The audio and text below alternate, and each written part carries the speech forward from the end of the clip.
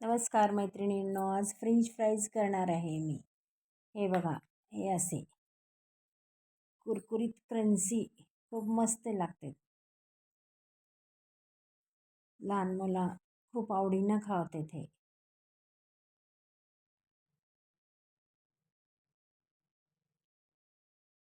हे बघा, मी घेतले मीठ चवीनुसार, पिठी 1 वाटी आणि हे बटाटा एक शिजवून घेतले मी. मस्त असं बारीक कुस्करून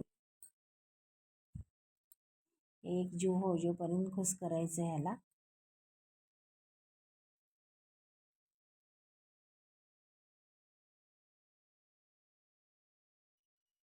हे एक जीव झालं.